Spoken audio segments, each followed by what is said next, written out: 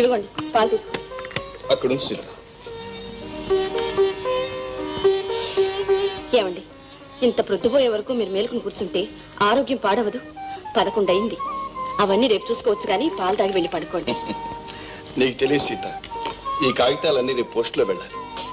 మన ఊరికి ఒక కోఆపరేటివ్ సొసైటీ రాబోతుంది.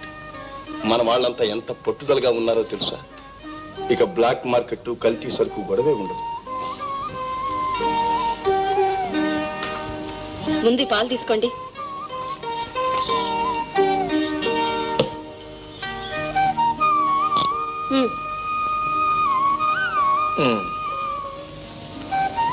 అన్నట్టు కాలేజీకి జీతం కట్టాలని రాశాడు కదా వేణు, మరి డబ్బు పంపించారా? అవును రాశాడు, మర్చిపోయాను. ఈ పంచాయతీ గొడవల్లో పడి ఇంకా సంసారమే మర్చిపోయేలాగున్నారు మీరు. అందుకనేగా మన కుటుంబ పంచాయతీకి నిన్ను ప్రెసిడెంట్ గా చేసింది. ఇదిగో సీత, మన వేణుకి వదినవైన, తల్లివైన, తండ్రివైన,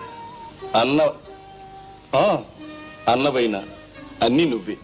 రేపే మనీ ఆర్డర్ పంపించు. బాగానే ఉంది. చెప్పినందుకు ఇదా శిక్ష? కాదు, నన్ను కట్టుకున్నాను. చాలండి.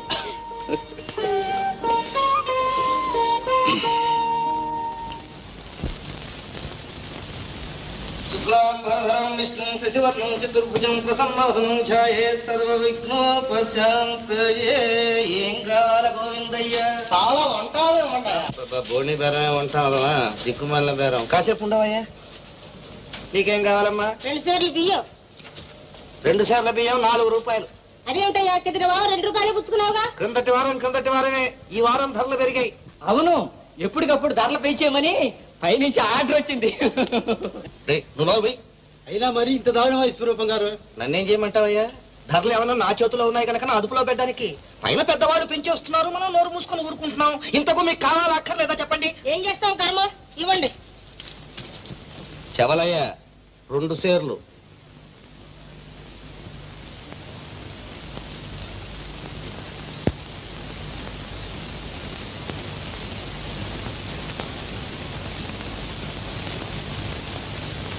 చెవలయ్యా 1/2 సేరు. ఏట్లకి బొత్తిగా కంట్లో నలకైపోయావు.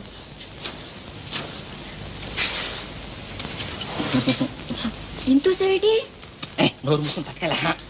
అంతే, కొలతే ఇంకేయం కొసరు కోరొద్దన్నారంతే కొట్లోనో. ఎవరు? కమిటీ నంబర్ గారా? నీకేం కావాలయ్యా? షేరు మినప్పయ్యా. షేరు మినప్ప 3 రూపాయలు. 3 రూపాయలు ఏమిటయ్యా? మినప్పయ్యా. ఇలా పెంచేస్తే మేము బ్రతికేదెట్టాగయ్యా? బాగుందయ్యా వరుస. ఊళ్ళో మన వాళ్ళంతా నానా బాధలు పడిపోతున్నారు. ఏదో చేతనైన సహాయం చేద్దామని జాలి పడి కొట్టు పెట్టినందుకు బాగా బుద్ధి వచ్చేలాగా అడిగావయ్యా. ఈ రోజుల్లో మంచిని గురించి ఆలోచించేవాడి మూతి పళ్ళు రాలగొట్టాలి అన్నారు. కొంటే కొను, లేకుంటే పో. అవునులే, 10 మైళ్ళ చుట్టుపక్కల మరో కొట్టు లేదనే నీ ధైర్యం. చాలండి చెప్పొచ్చారు. ఇంకో కొట్టే ఉంటే మా అయ్యగారికి ధర చెప్తారేటి, సగానికి సగం తగ్గించేస్తారు. ఎవరయ్యా? నువ్వు నోరు పుసుకో, లోపలికి వెళ్ళు. వెళ్ళు. నీ రాజరికం ఇంకెన్నాళ్ళు చూస్తానులే. ప్రెసిడెంట్ గారితో చెప్పి అంతే చెప్తాం. పదండి.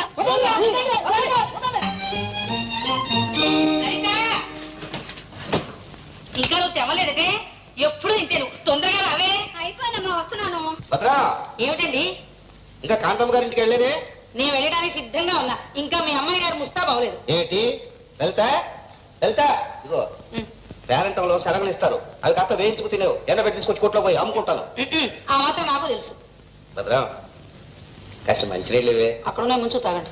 నీ చేత్తో ఇవే.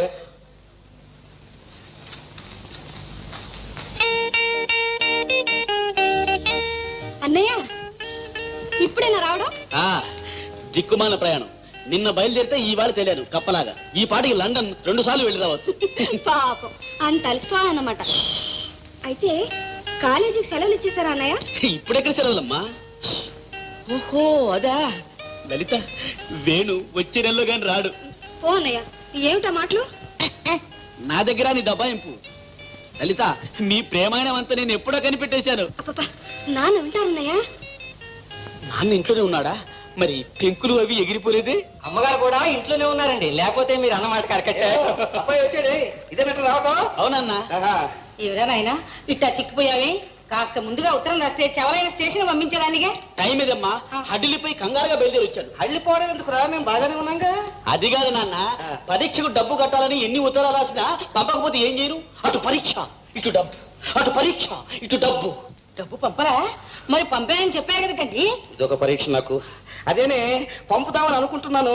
ఇంతలోకే సోమయ్య వచ్చి ఎక్కువ వడ్డీ ఇస్తా అన్నాడు. సరే వచ్చే వారం వీడికి పంపించవచ్చు కదా అని ఆ డబ్బా రాస చేశాను. వేసినట్టుగానే ఉంది. మీకు వడ్డీ వ్యాపారం ఎక్కువ, అబ్బాయి చదువు ఎక్కువ. పంపకే చదువే ఎక్కువ. ఒరే అబ్బాయి, నేను వెళ్ళొచ్చిన తర్వాత డబ్బిస్తాను, ముందు నువ్వు లోపల వెళ్ళి స్నానం చేయి.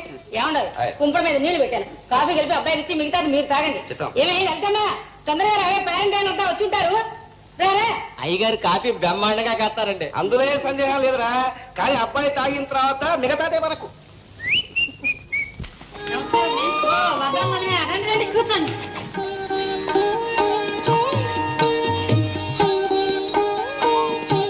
రామ్మ సీతమ్మ రా, అమ్మాయి నీ కోసం ఎదురు చూస్తుంది.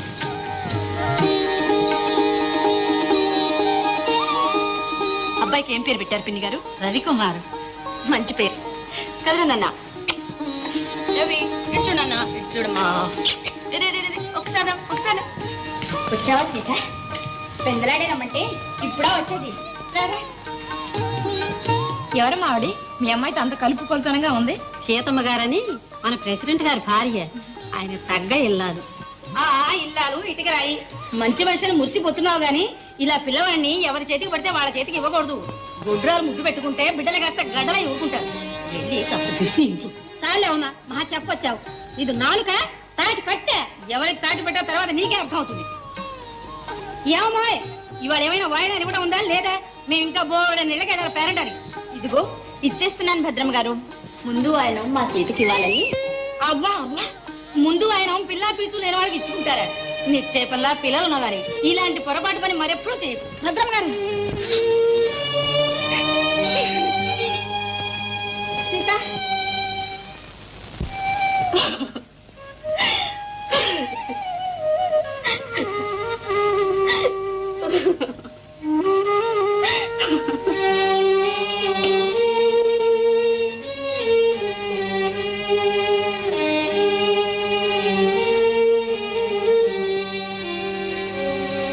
సీత,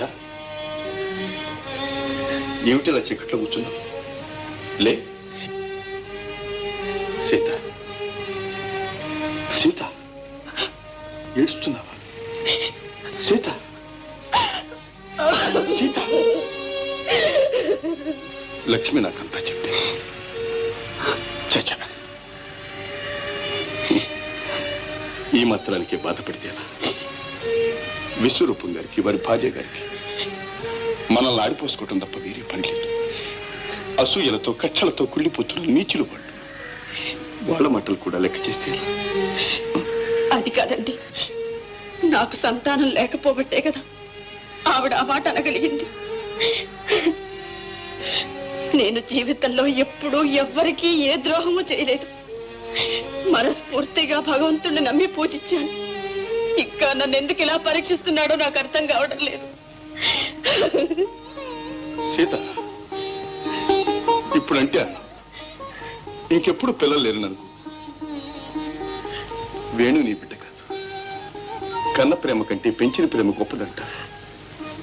3 ఏళ్ల పసివాణ్ణి చేరదీసి తల్లి ప్రేమ కొరత లేకుండా చేసి కంటికి రెప్పలా చూచి పెద్దవాణ్ణి చేసి అంతలోనే మర్చిపోయావా?